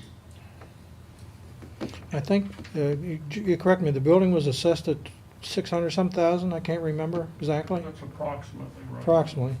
And I mentioned that I just saw in Lock Haven, they had the same thing in Lock Haven. They had a Methodist church down there that was abandoned, and they sold at auction for only $50,000. So hopefully those people, I think there was 5 guys, bought the building, and they had no idea what they're going to do with it yet. They were looking for community input to see what they could do. So hopefully theirs can be saved, and somehow ours can be saved up here. And the fact that there's 2 buildings there makes it pretty hard. Okay, thank you. Any other questions on that? Okay, we'll move on. The Borough Manager's report is in the packet. Ralph left a note here that he was out of the office the week of October 18th, attending a trustees training related to employer pension programs. So in addition to this training, he'll be taking some personal days, so enjoy. So I would just like to quickly say that I like Ralph's new forms, particularly the section that shows how the proposed budget items can help Bellefonte. That provides something consistent between departments that I think will be helpful for Lori as well as the Finance Committee when we're going forward with this planning for the budget each year. Any other comments on Borough Manager report? Seeing no one, move to old business. We did confirm that holiday parking was approved at the February 15th, 2021 council meeting. Holiday parking will be from November 25th, 2021 to January 1st, 2022. So we don't need to take any action there. The Diamond Area Safety Improvements Public Comment Input Meetings scheduled for 6 p.m. Thursday, November 4th, and 10:30 Saturday, November 6th. Both meetings will be here in council chambers. You can see the borough website and press release for all the details. If you can't make the meetings, you're welcome to send emails, letters, or phone calls to the borough. Spring Creek Watershed Commission One Water Plan resolution reply to authority. The letter has not been received as of Friday, October 15th. Again, there's no action needed at this time. I have a question. Yep. Johnny, I have a question for you. My understanding that I was told that you're the president of the Spring Creek Watershed Commission, is that true? I chair the commission, yes. Okay, then I do have a question. We sent our request or our letter about almost 2 months ago. Yeah, I am not the one that's writing the response. It's a simple question. That's being done by Paul Takak and Bill Sharp, and I'm waiting on their response. I do not have any control over that. Could you tell them? I told them to get it to me as soon as possible. I have not heard from them. Well, we only asked 2 questions. One was that we want a letter stating that there's no cost involved to us at this time. And the other was that they're not going to try and manage our water system by That's other correct. people outside. And that's, to me, it's a simple request. So would you please tell them we'd like to have it by the next council meeting so we can make a decision one way or the other? Sure, I'll contact Paul and see where it's at. I'd appreciate that. Thank you.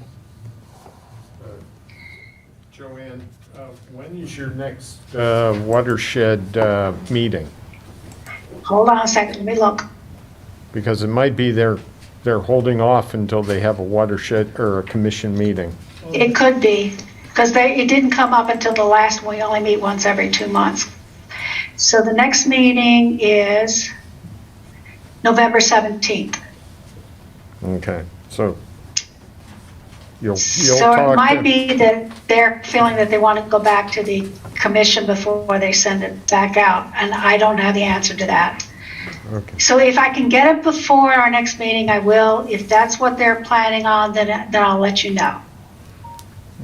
Okay. Thank you. Tell them there's Zoom meetings available. Okay. Thank you. Okay, anything else under old business? Seeing none, we'll move into new business. Dawn, go ahead, I'll let you take that. In your packet, the 2022 Bellefonte meeting dates for borough holidays and the refuse holiday pickup draft is in your packet. We don't need an answer. Please review the draft.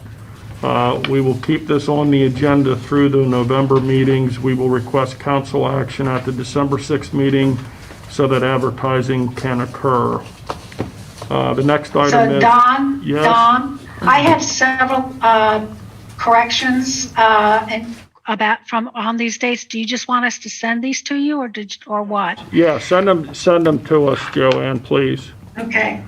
The next item under new business is there's a cooperative agreement between Downtown Bellefonte Incorporated, the Talleyrand Park Band Shell Steering Committee, and the Borough of Bellefonte in your packet. What has happened, this had been signed by Downtown Bellefonte Inc. and the Talleyrand Band Shell Steering Committee a couple months ago. We had only received it as a review, didn't know it was supposed to come through the borough. They followed up, so we put that in the packet for you all to look at. This is something that you talked about a few months ago. Really on the borough's end, it's just what you'd be essentially committing to is that the area over or behind the subway would be where the band shell would be placed once they procure their funding and begin to build the band shell. So if you're in agreement with the cooperative agreement, we'd need a motion to proceed. If you're not, then just give me some direction on what you'd like me to do with it. I'll make the motion to proceed with the, where is it? The band shell, the DBI, our joint effort, we're gonna manage the funds. DBI is going to manage the funds. We're just Yeah. basically giving giving the property. Yeah, I read the thing. It makes sense to me. It's what we're all about, right? I'll second the motion. Right. Okay, discussion? I like it generally the way it's written. My only concern is that there are several blanks in it. For example, the biggest one is there's a thing about how much money they're planning on raising, and there's some dates that are missing. Do we need those before I sign it? We can give you those right now. The answer is, Joanne, we will have those filled in before you sign it. Okay, as long as that's filled in, I'll feel comfortable. I just don't feel comfortable signing something that's not complete. Okay. Any other discussion? If we sign this agreement, so a structure will be built? It says in there. What it says is- If anybody sends money in, it doesn't happen, they'll return it. The only thing that applies to the borough in that cooperation agreement is paragraph 8 and 9.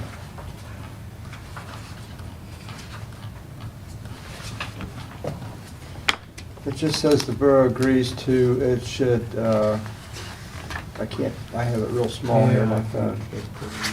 Borough agrees that should sufficient funds be raised in order to support development and construction of the project, Borough shall cooperate with the committee to allow construction of the project in Talleyrand Park and the location generally known as Exhibit B, which is the area where the subway is that we saw in a previous meeting. This cooperation agreement in the development and construction of the project is not to be construed as any type of land development approval, and the parties recognize that any land development and/or construction of the project will need to go through normal municipal and governmental land development procedures and comply with all building codes and other applicable rules and regulations. The borough agrees to serve as an applicant for funding for the Commonwealth of Pennsylvania and/or governmental agencies in support of the project, as may be appropriate by various funding programs. Okay. What happens say the project is built, what happens on the day after you've paid for building the structure? By that time, it will have gone through land development, all sort of planning, so it's not gonna be a surprise. It has many steps to go through till then. Yeah, but who manages and maintains the property, the facility? The Talleyrand Band Shell Committee will manage it, and I believe the maintenance of it, as I understand of right now, the Band Shell Committee hopes to have a fund set for maintenance, but it will have to be a cooperative agreement between the borough down the line, because it's still borough land. It is a cooperation, it is a joint cooperation between the borough, DBI, and the Ban Shell Committee that will, I think essentially in the beginning, it'll just be a facility that can be used by the borough, just as the gazebo is a facility that is used by the borough. It'll just be bigger. And, you know, the bathrooms that the borough wanted to put on the far side of the, on that side of Talleyrand Park will be part of our project. So that's an asset, trade-off asset. Well, we just walked through the parks budget, and it was discussion of, do we have enough tax dollars to fund the park budget? At what point will the band shell become a line item on our budget? I believe the plan is to have a trust for the band shell, so it funds itself. That is the hope and the wish of the committee that is building it. I agree with John a little bit there. There's maintenance items, there's utilities, electricity, somebody's gonna pay for it, so it's gonna take a pretty good trust, I think, to keep that. So should there be something in this agreement that says something like that? Oh, yeah, life cycle. You have to have a life cycle funding plan. So, should we just table this for now? I think that would probably Is that, there's been be a some good good idea. points of, I think it's a fair question, no doubt about it. And let the committee respond to Yeah. the question. Okay. so All right. I'll accept the motion to table. I do have one more comment, is, you know, this will hopefully blend in with the plans of the new big spring cover. So, not that that has anything to do with your question, John, but. It does, Doug, and the group, but the Talleyrand Band Shell is anxious to meet with Okay. Card Horn Good. to kind of coordinate that, how that whole area would be constructed. Right, So, right. yeah, they're both anxious to talk about what each other's doing. Good. So I hope they're planning to attend the authority meeting then, too, because we're anxious to talk with them. I was just gonna say, you gotta realize that we're both the band shell and the boroughs competing for funds to beautify that area down there. So whether there's enough for both of us, I Right. don't know, but Right. there's a good chance that we'll both be competing for money to complete both projects. But Looks like you better get your grants in now, then, eh? yeah, but you have to have a So, cover on your Going spring. back on, then I'll make a motion to table, to have this go back to the Band Shell Committee to address the issues of long-term funding and maintenance.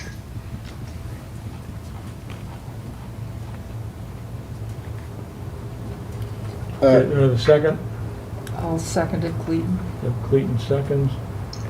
All those in favor to table, signify by saying aye. Aye. Opposed, same Aye. sign. That motion carries. Finally, well, this is the Act 65 requirement to list action items on the agenda and items received late after council sent the agenda out on Friday and on Monday prior to the meeting. Council should consider a policy of what late items should be added to the agenda on Monday night and what should be held to the next council meeting. Consider sending this to a standing committee or to the ad hoc committee for consideration. I had brought this up, and so before there's a motion made, I'll add some things to it. It just seemed like on Monday, you get the packet late Friday afternoon, and then you go through the weekend, and then Monday morning you see maybe 5 or 6 more add-ons to it that you just don't have time to go through. And I think we need to base it on urgency of the request and time. If there's a specific time that doesn't meet our meeting schedules, then it would be something that we could add on, but not just to do it because somebody, I don't know, just forgot or whatever it was. If it's something that can wait, then it should wait. But I think in the past, we used to use Friday noon. Everything should be in by then, or Friday, but whenever your mail comes. I don't know what time that is. But that just gives the folks making up the agendas and the packets more time, that they're not sitting there at 3 o'clock and all of a sudden they get stuff either Monday morning or stuff later Friday afternoon. So that was the purpose of that. Trying to do that was to, anything after a certain time on Friday doesn't go on the agenda. And based on that, could we just do a motion this evening instead of sending this to committee and say anything afternoon on Friday that doesn't have an urgency before our next meeting shall not be included as an add-on, but if it is urgent, we can add it at the beginning of the meeting? Yeah, that's fine. Just make that the policy? Yeah. So I'll make that motion. Okay. So I need a second. I'll second it. So we have a motion by Joanne, second by John Eaton. Yes. Any further discussion? All those in favor signify by saying aye. Aye. Opposed, same sign. Okay, that motion carries. Thank you. All right. That's it under new business. Yep. Any other new business? Seeing none, public comment on non-agenda items. Anybody have any comments? I'd like to make a quick statement here, since election's coming up. Since I'm back on council, I've had a lot of people ask me about whether I'm going to run for another term, and I said I really didn't have I'll tell you what happened. About a month and a half ago, I did send a letter to the Democratic Committee. I can't hear you. I said about a month and a half ago, I sent a letter to the Democratic Committee chairman asking for my name to put on the November ballot. And about a week later, I didn't hear anything. About a week later, I got another letter asking for my civic resume, which is pretty long. I sent it in. I've been, representing people in the borough here for 40 years. And anyway, I sent that in. Never heard anything back till I got a call one day and said, you're not on the ballot. I said, there's 2 local ladies here from Bellefonte on the ballot. I said, no. I said, I didn't. And I never got a response from the committee. So I don't know why I didn't get on, some reason. But anyway, Joni, since you're on that committee, could you tell me why I didn't get maybe on the ballot? Do you have any input? All I can tell you is that it was a decision of a committee made up of members of the county Democratic Party and members within the appointed members of the Democratic Party precinct people in Bellefonte. So my Can I say that I don't feel like this is appropriate? Like, No. well, I didn't think it was No appropriate. I offense. didn't get nominated either. no offense to you, but I know. it's not my business and it's not council Well, business, and I people- just want to go home. You can't get anything out in the papers, information, so I figured at least I'd tell people, they don't have to ask me more why my name's not on there. They know why. Because the Democratic Committee cut me off, so that's all there is to it. Not that I want on. I'm sorry. Anyway, that's all. Public comments. Public comments, so. Anything else? Anybody else? Okay, seeing none, all those, need a motion to adjourn? Yep. Anyone? Okay, motion by Mary Abbott, second. Do I have a second? John Eaton. We are adjourned.